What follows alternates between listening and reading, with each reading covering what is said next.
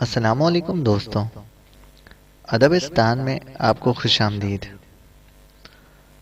آج ہم اس ویڈیو میں آپ کو ایڈولف ہٹلر کے بارے میں مختصر سی تفصیلات بتائیں گے۔ اس سے پہلے کہ ہم ویڈیو شروع کریں، آپ ہمارے چینل کو سبسکرائب کریں اور ساتھ موجود بیل آئیکن کو پریس کر دیں تاکہ آپ کو ہمارے آنے والی ہر ویڈیو کی اپڈیٹس مل سکیں۔ شکریہ۔ ایڈولف ہٹلر ہٹلر ایک نہایت غریب گھرانے سے تعلق رکھتا تھا۔ وہ 20 اپریل 1889 کو آسٹریا میں پیدا ہوا۔ اس نے ویانا، جو کہ آسٹریا کا دارالحکومت ہے، کے کالج فائن آف آرٹس میں داخلے کے لیے درخواست کی، لیکن کالج کے معیار پر پورا نہ اترنے کی وجہ سے داخلہ نہ مل سکا۔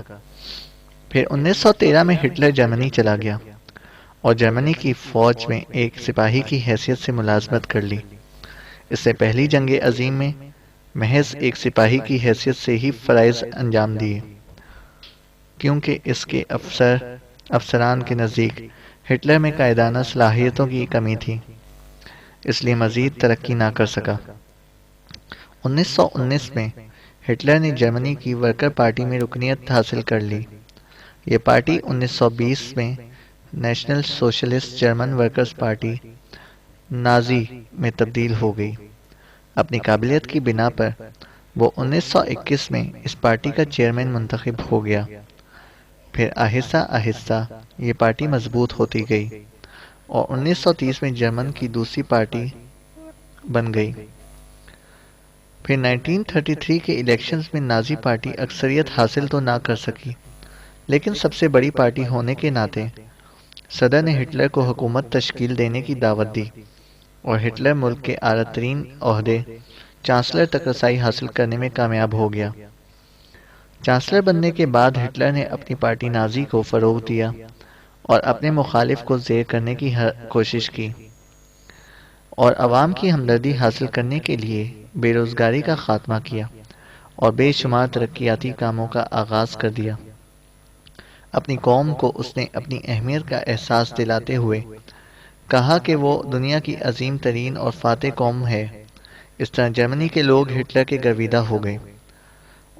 1939 میں ہٹلر نے اپنے جارحانہ ہتھ کنڈے پولینڈ تک بڑھا دیے، جس کے نتیجے میں دوسری جنگ عظیم کی نوبت آئی۔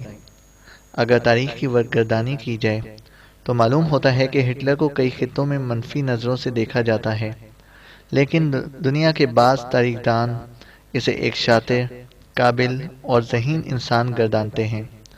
اس کی شخصیت کو کرشماتی شخصیت بھی کہنا بجا ہے، کیونکہ وہ لاکھوں کے مجمع کے سامنے نہایت پر اثر تقریر کرنے کا ماہر تھا۔ الفاظ ہٹلر کے لیے کھلونا ثابت ہوتے تھے اور انداز و بیان اتنا دلچسپ اور سحر انگیز ہوتا کہ تمام لوگ محصور ہو کر رہ جاتے۔ ہٹلر کی مقبولیت کی بنیاد اس کی پارٹی کا منشور اور اس کے نظریات تھے، اور پھر آگے چل کر انہی نظریات کی بنیاد پر جرمنی کے دو ٹکڑے ہوئے اور پھر ہٹلر کا دنیا کی بدترین شخصیتوں میں شمار ہوا۔ آج بھی جس طرح مسلمانوں میں یزید کا نام ایک لعنت اور گالی سمجھا جاتا ہے، مغربی اقوام میں ہٹلر کو بھی اسی طرح شدید نفرت کی نگاہ سے دیکھا جاتا ہے۔ جرمنی کی قوم آج بھی اپنے اجداد کی غلطی پر نادم ہے اور اقوام عالم کے سامنے طلبگار معنی بنی ہوئی ہے۔ یہودیوں کا کہنا ہے کہ ہٹلر نے جرمنی اور پولینڈ میں تقریباً 60 لاکھ یہودیوں کا خون کیا، اور اسی نسل کشی کو یہودی ہولوکاسٹ کے نام سے یاد کرتے ہیں۔ دوسری جنگ عظیم کے آخری دنوں میں 30 اپریل 1945 کو ہٹلر نے برلن میں اپنی جان بچانے کے لیے زیر زمین پناہ کی اور نئی نویلی دلہن ایون براؤن کو شریک حیات بنایا، لیکن چند نامعلوم وجوہات کی بنا پر اس نے اپنی بیوی کے ساتھ 30 اپریل 1945 کو ہی خودسوزی کر لی۔ دوستوں، اگر آپ کو یہ ویڈیو پسند آئی تو آپ اسے لائک کریں اور اپنے دوستوں کے ساتھ شیئر کریں۔ شکریہ۔